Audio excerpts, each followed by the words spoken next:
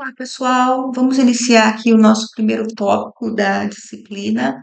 E não dá para falar sobre desenvolvimento para a internet sem percorrer uma linha do tempo do que aconteceu sobre a utilização da internet no mundo e talvez refletir também o que aconteceu conosco aqui no Brasil. Quando eu pego esse quadro evolutivo, eu trago para vocês aqui um quadro evolutivo de 1969, parando aqui em 2013 para a gente entender como foram esses saltos, e depois eu trago um número nos dias atuais.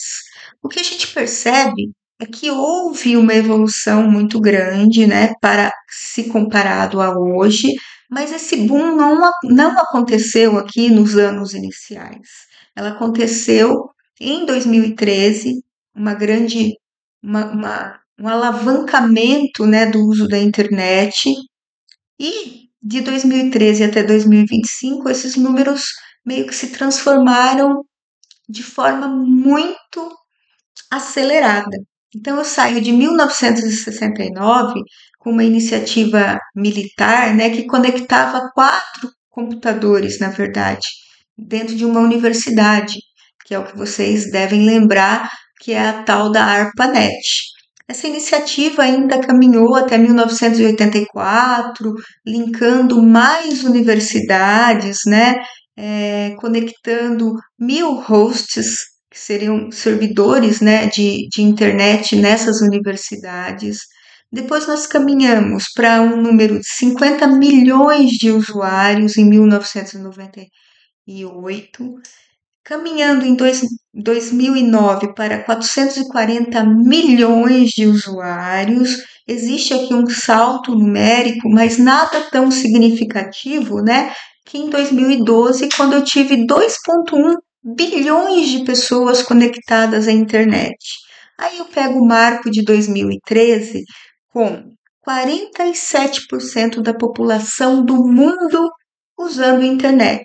Então, 47% de pessoas no mundo todo estavam conectados de alguma forma da internet. Talvez não com as melhores conexões, mas conectados à internet. E aí fui consultar, né, qual é o número de hoje. Eu saí aqui de 2,7 bilhões para mais de 5 bilhões de usuários de internet em todo o mundo. Esse é o número de hoje, né? É um número grande, uma parcela muito grande da população do mundo utiliza a internet, mas a gente ainda tem nós temos áreas muito remotas, que por incrível que pareça, a internet não é tão acessível assim. Acredita-se, né, que a internet, ao longo da história, nos próximos anos, ela vai ser tão inerente à nossa vida, assim como é a energia. Ela vai estar em tudo, né? Que aí você começa a pensar em internet das coisas. Tudo vai estar conectado à internet e ela passa a ser, então, tão inerente quanto é a energia elétrica. E eu acho que não falta muito para que toda essa fatia do globo, então, de alguma forma, utilize esses serviços. É o que a gente espera. O problema de ser mais velha é que a gente acompanha e acompanhou muita coisa, né? E eu recordo de mim em 1993, jovenzinha, sentada com um dos meus diretores e ele me mostrando, na época, um site. Ele falava: Olha que legal, a gente tem agora internet, olha esse site. Isso em 1993. Tinha-se na época 130 sites hospedados. A gente passa também por um processo evolutivo do número de sites hospedados.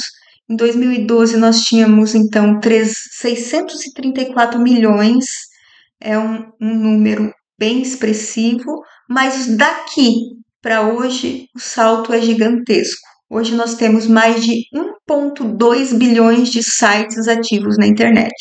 É um número muito grande. Só que dentro dessa estatística aqui, né, se você pensar em mecanismo de busca, nem todos esses 1,2 bilhões de sites, embora ativos, recebem tráfegos. Eu tenho, por exemplo, sites que eu fiz muito no passado, que estão ainda hospedados, mas que eles não fazem nem mais sentido para o negócio daquele momento que foi criado, mas eles estão lá, parados, sem receber tráfego, e a verdade é uma só para o mecanismo de busca, né? Quanto menos tráfego você vai recebendo, menos os bots vou usar o termo Google aqui, né, do mecanismo de busca Google, menos os bots te indexam e cada vez menos você vai sendo listada como um site relevante. Então, muitos caíram no esquecimento. Quais são os países com mais usuários de internet no mundo? Isso pensando numa proporção, quantidade de população, né? Senão seria incoerente essa análise, percentual de população versus percentual de usuários, né? Nós temos a China. Eu não imaginava nada diferente disso em termos de estatística. Nós temos a China aqui como o primeiro país com o maior número de usuários de internet no mundo, seguido da Índia. Para mim também faz muito sentido, até porque a Índia é um grande consumidor, né, de mão de obra de tecnologia. Eu já tive, inclusive, alunos que entraram eu estou usando o termo site aqui, né, quando é projeto de sistema, envolvidos em projetos de desenvolvimento com equipes da Índia. Então, ali existe um grande polo de desenvolvimento tecnológico. Seguido pelos Estados Unidos, a Indonésia e o Brasil. O que me entristece um pouco do Brasil é como que nossos usuários de internet preenchem esse ranking, né? Eles preenchem como usuários de rede social, o que não necessariamente é algo tão positivo para o desenvolvimento tecnológico do país. E aí caminha, caminha, caminha, e lá embaixo tem a Itália, o que faz muito sentido para mim, né? E como vocês devem saber, é uma população idosa, representada majoritariamente por pessoas de idade mais avançada. Então, existe uma relação direta, né, com idade versus uso da internet. E no Brasil, eu tenho aqui também um ciclo evolutivo do Brasil, eu deixo essa tabela lá no PDF para vocês lerem com mais carinho, né? Mas a gente sai de 1988 com as primeiras conexões de internet no Brasil, né? Não é a internet como nós conhecemos hoje, né? Era uma internet de escada, via telefone, com qualidade de conexão muito ruim e com tráfego de dados muito baixo. Também quando se pensa na questão de tráfego de dados dentro das conexões, né, elas meio que triplicaram ao longo das décadas. Transfere-se hoje muito mais dados, maior volume, até por conta do advento de vídeos, de áudio, de streaming e de tudo mais, né? Em 2000, eu acho uma data muito específica, que muito significativa, né? Houve um aumento no acesso de banda larga, superando as limitações das conexões de escadas. Então a gente sai da discada e em 2000 tem esse boom da banda larga, permitindo uma experiência de navegação mais rápida e eficiente. Depois a gente tem, em 2007, fibra ótica conectando o Brasil a outros pontos do mundo, o que foi contribuindo para o avanço, né, da internet no Brasil. E para mim, em 2010, eu até coloco aqui como negrito, porque e eu vivenciei muitos desses momentos aqui. Em 2010, a gente sentiu algo muito interessante, que ela continuou a se expandir a internet, o número de websites cresceu absurdamente, entrou os dispositivos móveis, smartphones e tablets que alavancaram o uso de internet, trazendo uma nova dinâmica de conectividade no Brasil, um boom de redes sociais, comércio eletrônico, serviços online se tornaram parte integrante da vida cotidiana. 2010. Só que em 2010 aconteceu algo que mudou bastante também. Aqui né, nesses anos primordiais aqui, qualquer coisa que se criasse e colocasse na internet era consumida pelos usuários. Porque, como vocês viram lá, né, a gente sai de um número tão pouco expressivo, então qualquer coisa que se criasse para a internet, ela era bem aceita e usada. Só que em 2010 em diante, e eu passei por isso, os usuários começaram a ficar muito exigentes. Não se aceitava mais uma experiência de navegação sem usabilidade. Aqui a gente começa a pensar muito mais do que antes em usabilidade, qualidade de navegação, experiência do usuário. E aí, com isso, né, veio alguns adventos como interfaces, user experiences, é, interfaces homem-máquina voltada para o desenvolvimento web. Teve-se que começar a pensar em interfaces mais bem projetadas, mais inteligentes e que agradassem mais o seu usuário, trazendo experiência de conectividade, de visual, de tempo de resposta. Tudo isso aconteceu aqui em 2010 em diante de forma muito mais intensa, inclusive as técnicas de SEO. O que seria isso? Construir todo o seu site, o seu sistema web, pensando em indexação. Antes não pensava-se nisso tanto, porque não existia uma competitividade tão grande dentro dos mecanismos de busca. Vamos colocar o Google aqui, vou citar ele de novo, até tem uma certificação Google sobre tráfego, anúncios. Então, quando se cria hoje um site, se você não pensar nesse produto para indexação e mecanismo de busca, ele vai ficar naquele patamar que eu falei lá, que é um site esquecido sem receber tráfego diário. Nesse momento, pensando nas técnicas de SEO, você começa a pensar na velocidade de carga de imagem, em tempo de permanência do usuário dentro do site. Eu tenho algumas campanhas que eu coordeno, né, dentro do Google, das equipes de marketing, que eu faço revisão às vezes, né, e é muito interessante, porque eles criaram métricas muito novas lá para te ranquear dentro desse leilão. E quando você olha lá, tem a experiência do usuário, tempo de permanência, qualidade de navegação, e você fala de onde que o Google está tirando essas métricas, né? Ele tira essas métricas o tempo todo enquanto estão navegando. Se alguém clica no seu anúncio, né, no seu site, a pessoa clicou e saiu de forma automática, isso é péssimo para o seu ranqueamento. Se ela não permaneceu ali clicando, navegando, significa que seu produto não representa o que aquele usuário queria. Então, eles têm métricas hoje dentro desses leilões de internet, dos mecanismos de busca, para medir tudo. Entrou, demorou mais de 3 segundos para carregar seu site, você desqualifica-se dentro desse leilão. O usuário, né, intrinsecamente, sem entender, ele está se desqualificando quando ele não permanece, quando ele não interage, quando ele não clica, quando ele não rola, e tudo isso está sendo ranqueado. Por isso criou-se, né, nessa data, a partir dessas datas tão marcantes aqui, as técnicas de criação de site com SEO. E eu quero lá no final, quando a gente fizer o último projeto, mostrar algumas coisas que dá para fazer para melhorar essa indexação.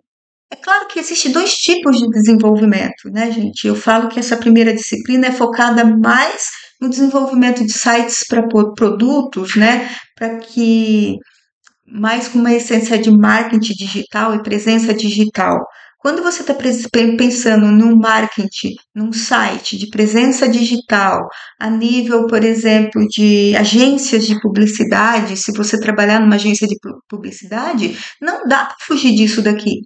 Você tem que fazer dentro de todas as técnicas de SEO, porque você quer indexar seu site. De nada adianta um site bem elaborado, bonito, que não é indexado pelo Google. Então, a gente tem várias técnicas, por exemplo, o Google Search Console para você conseguir indexar seu site para que ele seja encontrado, uma forma diferente de tratar as imagens para que a carga aconteça mais rápida. Então tem dois universos. Esse desenvolvimento para a internet, um que pensa bastante nisso, né, em site de produtos, de visibilidade, e o outro que é onde você usa bastante dado síncrono, inclusive, e um outro desenvolvimento quando você está pensando, por exemplo, em desenvolver um sistema web para uma empresa que funciona mais como suporte da empresa. Ela não precisa de indexação. Ou quando você pensa em escala muito grande, como sistemas para banco, aí é outra vertente de desenvolvimento, né? Talvez o SEO não seja tão importante quando você esteja pensando num sistema web de apoio à gestão. Mas enquanto produto, enquanto marketing digital, a técnica de SEO, ela teve que explodir aqui em 2010.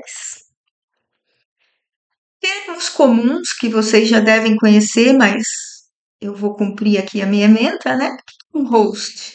Um host é onde você armazena seu website ou webpage. O que seria? Um servidor de hospedagem. Existem aí vários servidores de hospedagens, né? Em que você pode criar seu site e armazenar ali naquele lugar para que ele possa, através da propagação de DNS, difundir o seu site para todos aqueles que buscam, que procuram, que digitam lá no navegador o endereço do seu site. Serviços mais significativos de host no Brasil, a gente tem a AWS, que é a da Amazon, a Google Cloud, a Microsoft, empresas brasileiras bem tradicional, como Localweb, Wallhost, HostGator Brasil, KingHost, e temos outros provedores de hospedagem menores, né? Mas que fazem parte de um grande conjunto de hospedagem a nível do Brasil, concorrendo aí com as grandes big datas, né? Big datas. Vou falar uma coisa muito particular, tá bom? Muito particular mesmo da professora Adriana. Quando eu vou hospedar algum site de empresas pequenas, né? Ou médio porte, eu não tenho segurança necessariamente de falar que a melhor hospedagem é uma AWS ou uma Google Cloud. Eu gosto muito das empresas de hospedagens pequenas. Por quê? Primeiro que você tem um suporte individualizado. Eu, por exemplo, tenho o meu site e mais alguns outros da empresa do meu marido num servidor de hospedagem de um ex-aluno meu que criou um servidor de hospedagem para vender esse serviço de hospedagem. E eu amo o atendimento dele, é claro. Eu tenho um atendimento super personalizado. E pergunto para vocês, qual é a chance de um cracker, né? Hacker aí, invadir o do meu ex-aluno, que é um produto pequeno, ou tentar invadir os sites que estão hospedados numa big data como o Google Cloud. Eu acho que é algo para se refletir. Eu tenho, de fato, e isso é muito particular, mais segurança nas empresas pequenas de hospedagem do que nessas big datas. Qual é a estrutura de um website, né? Quando a gente fala website, gente, a gente está falando nada mais, nada menos do que um conjunto de páginas. Então, se você tem uma página, você tem uma web page, uma página simples. Mas quando você tem um website, significa que você tem um produto mais completo, composto por várias páginas que trabalham no conceito de hiperlink, páginas conectadas. E aí vem o conceito de browser, que é o navegador. Nós temos vários navegadores de internet aí. Duvido quem já não xingou o Internet Explorer, né? Mas a gente tem o Chrome, o Mozilla, o Safari do iPhone. Nós temos alguns mecanismos de navegação, né? Mas talvez o mais famoso seja o Chrome hoje em termos de usuários ativos dentro desse navegador. tinha, criei um site, hospedei no host. Essa é a sequência, né? Criei um site, ele foi parar dentro de um host, através de um DNS conectado no registro desse site. A gente vai falar um pouco mais sobre isso. E você acabou de subir o site. O que influencia na qualidade desse website? No passado, quando eu comecei a desenvolver a web, era um trauma, gente. Porque eu tinha que criar uma versão para o navegador X, para o navegador Y, porque ele tinha DOM, né, o mecanismo DOM de cada navegador era diferente. E eles reagiam, né? Eles tinham reatividades diferentes. Então era bem traumático desenvolver. Você meio que fazia lá nos primórdios ajustes para que ele tivesse a mesma qualidade em diferentes navegadores. Mas além disso, muitas outras coisas, mesmo hoje, né, impacta na qualidade do seu site. Hoje, a primeira coisa é a responsividade. Ele é responsivo?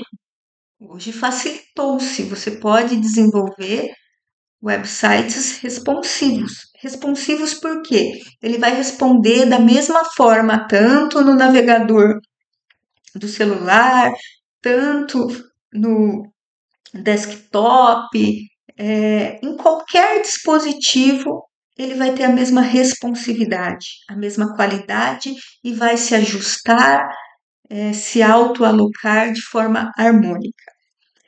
Outra coisa que se chama lazy loading, a carga de imagens. Hoje recomenda-se fazer a técnica de lazy loading, que é uma técnica de carregar imagens sob demanda.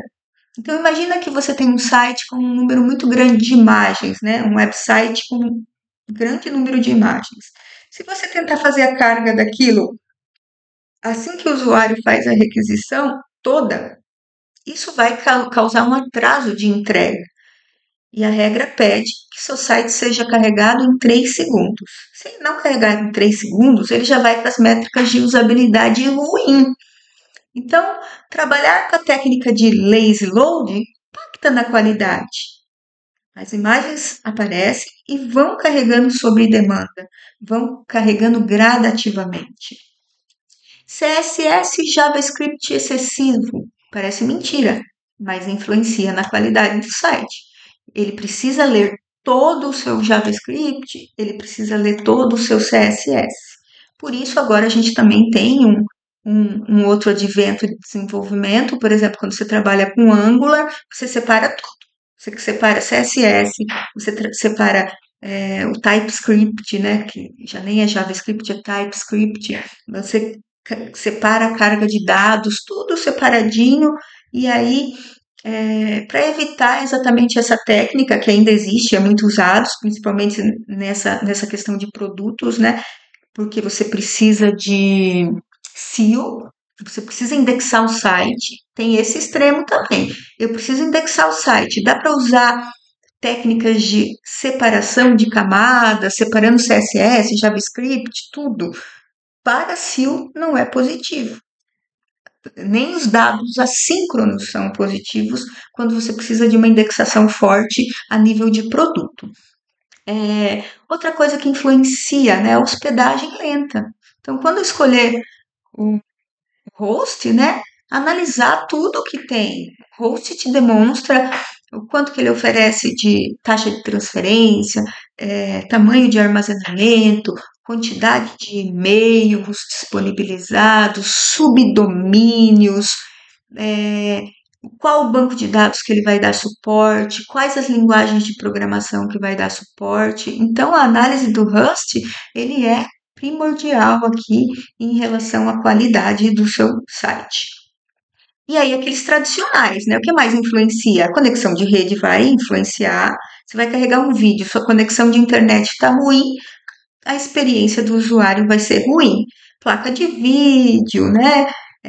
Tamanho da tela, isso influencia também na qualidade. E como eu disse, a gente busca a qualidade para manter uma carga em 3 segundos. Como colocar um website no ar?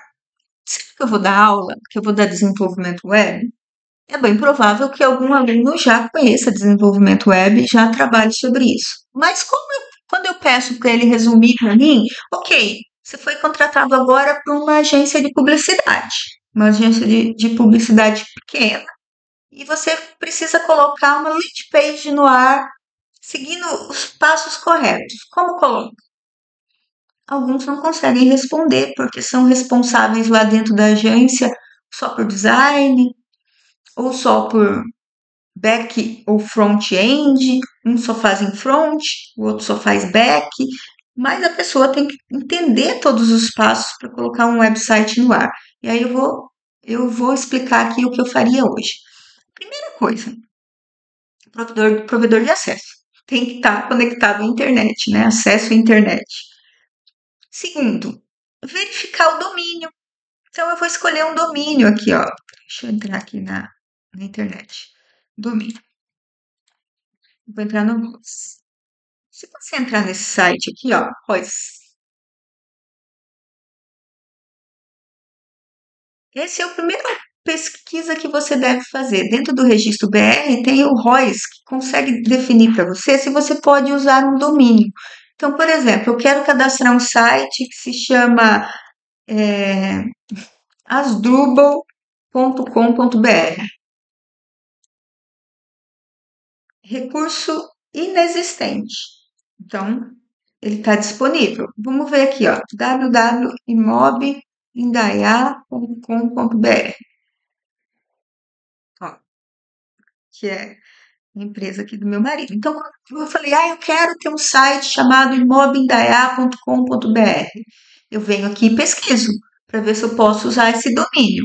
O serviço do registro BR vai me mostrar que esse domínio aqui pertence a imobindaiá.com.br, Imob Licenciamento de Franquias, Alessandro Henrique, quem é o contato titular, quais servidores DNS que ele usa, quando foi criado e quando foi expirado.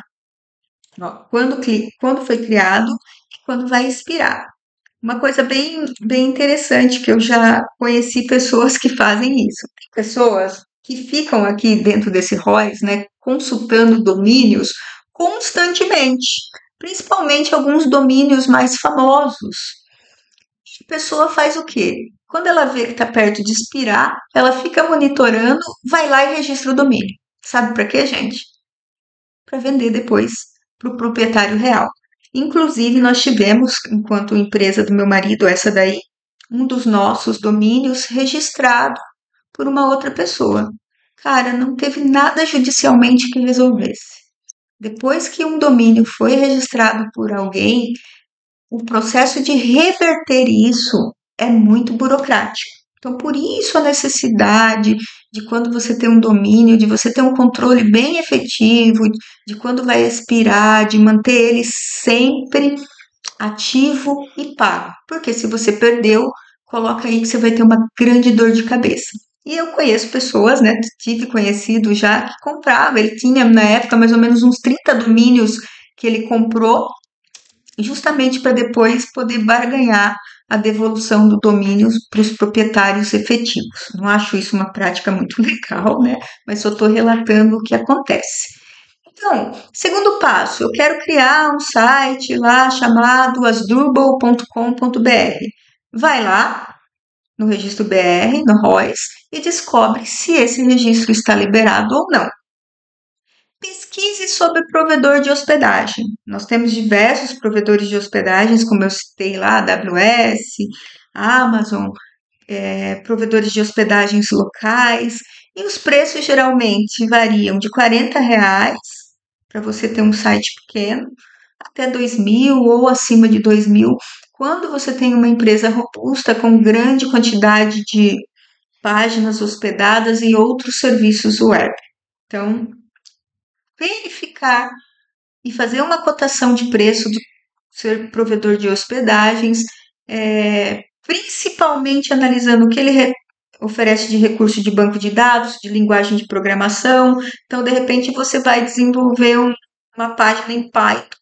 comprou hospedagem de um host que não te dá suporte a Python, ou você quer trabalhar com banco de dados MySQL e aquele provedor de hospedagem não te dá esse recurso para trabalhar com banco de dados MySQL. Então, analisar tudo isso no provedor de hospedagem. Quarto passo, vai lá e registra o domínio, rapidão. Então, da mesma forma que você foi lá consultar aqui, né? Eu posso vir aqui no registro BR, registro.br,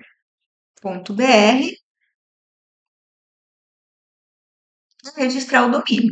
Para você registrar o domínio, é claro que você tem que ter uma conta aqui no registro BR, mas você vai entender todo, clicando aqui em registro, né? Depois de você ter a conta, tudo que você precisa fazer para registrar esse domínio em nome dessa empresa que você está desenvolvendo.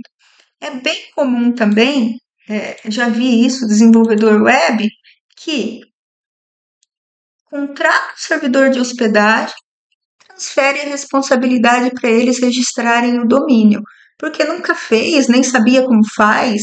Eu nunca faria isso. Eu registro todos os domínios que eu tenho, todos eles ficam aqui comigo, dentro da minha conta mesmo. Eu sou dona dos meus domínios, eu tenho total autonomia sobre eles. Essas empresas, por sua vez, cobram também para fazer o registro, então por que eu vou pagar, né? Se eu posso registrar. Se eu quisesse ir mais longe, né? Eu criaria meu próprio servidor de hospedagem local.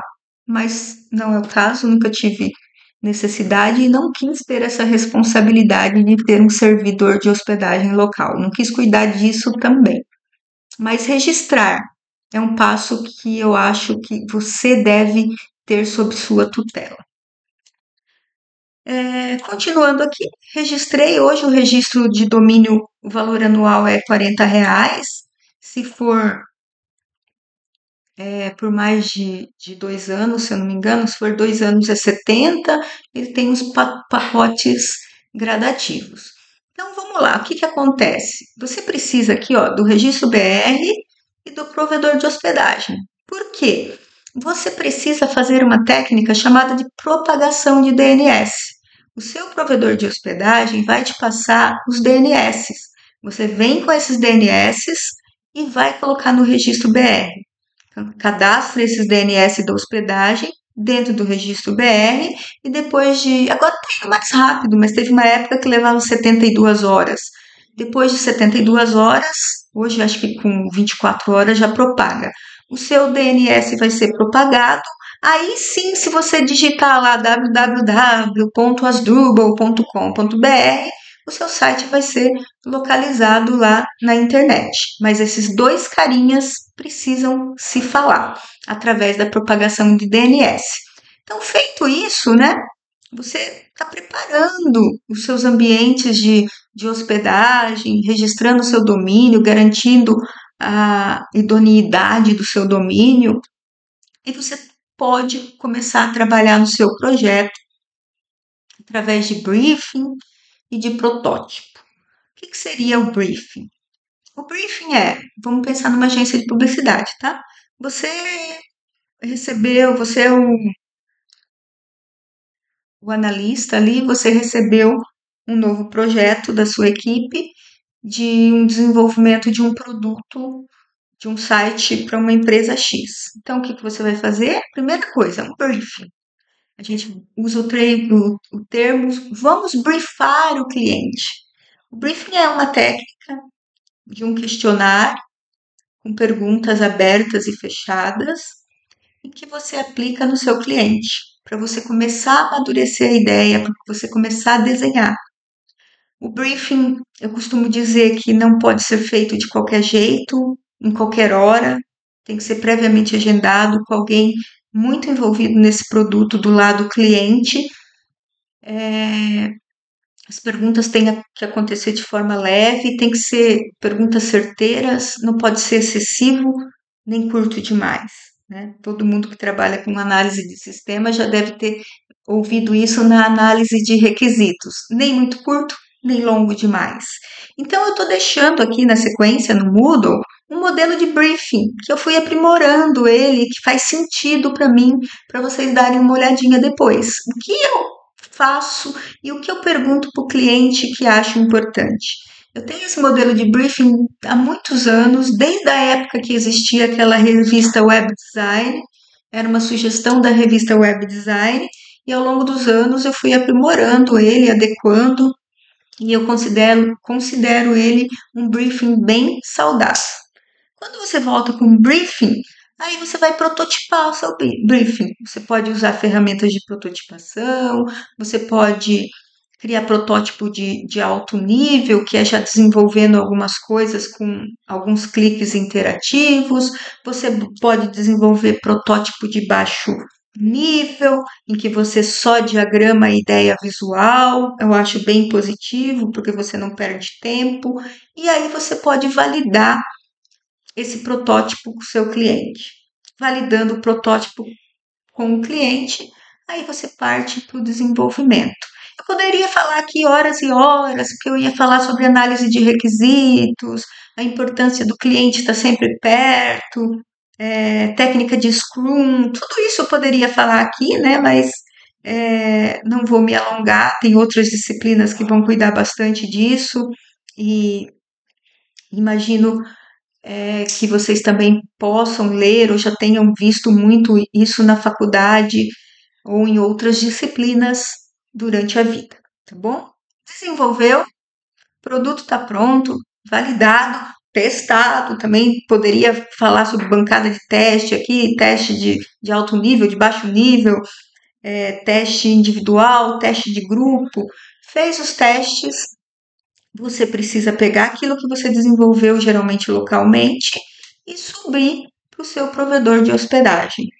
Reproduzir tudo aquilo que você tem dentro do seu provedor de hospedagem.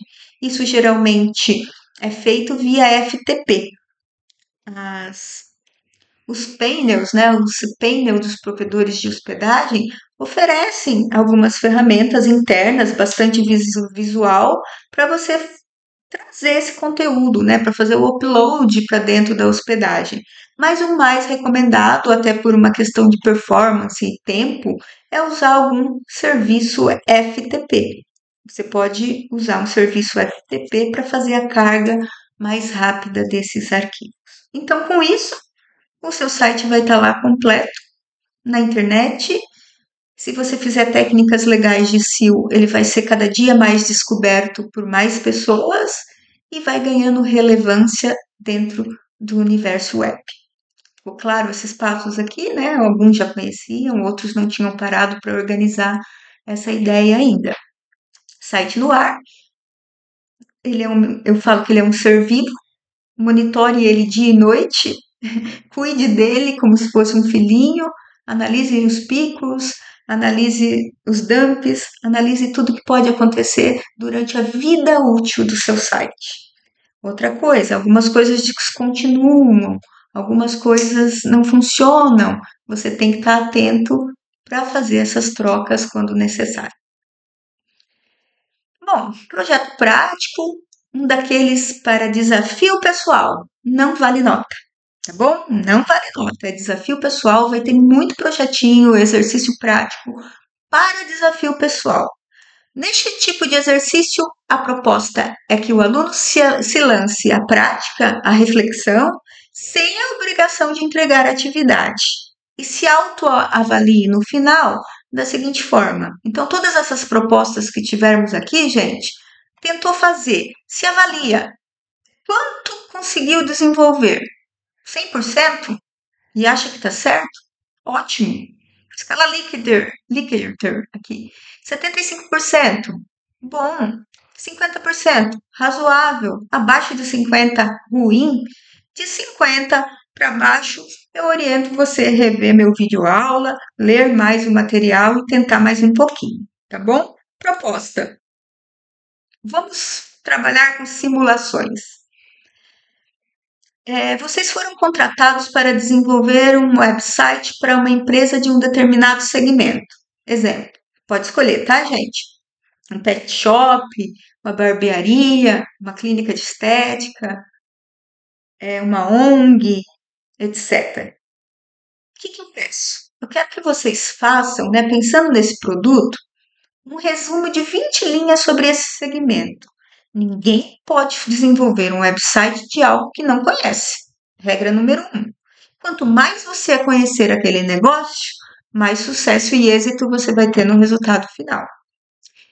Pegue de fato alguma coisa por enquanto que você nem conheça, não tem problema. Justamente para você entender o site do Sebrae. O site do Sebrae, ele é um grande apoio para negócios. E se você pegou um pet shop, não sabe nada de pet shop, vai lá e pede uma ajudinha sobre ideias dentro do site do Sebrae. Ele vai criar a regra de negócio completa para você dentro de pet shop. E aí você consegue fazer um resumo para mim aí, mas não é para mim, é para você mesmo, de 20 linhas sobre esse segmento.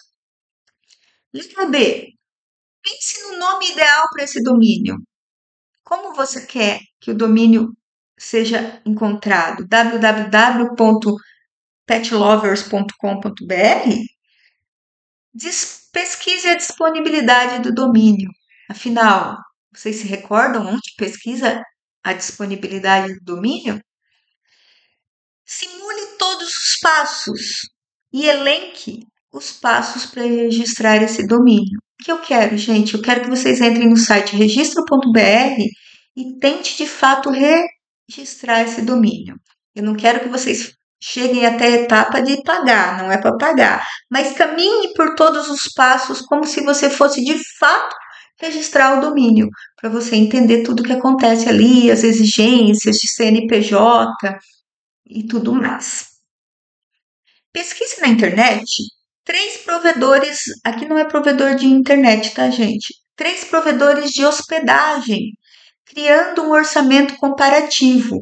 Coloque valores e o que o provedor oferece, como os exemplos que eu dei, né? Amazon, Google, servidores locais menores, fazer um comparativo de tudo que ele oferece e de valores. E para finalizar, utilize o modelo de briefing. Eu coloquei um modelo aqui anexo no Google.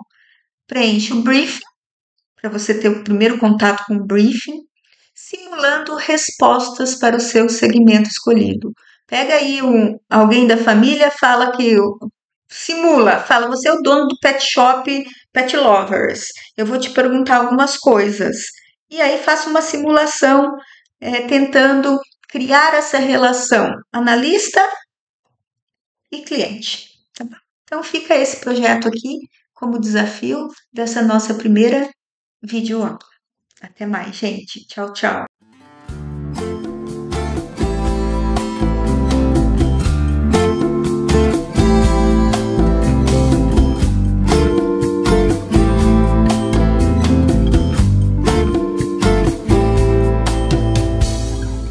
Rainy Tuesday, what can I do?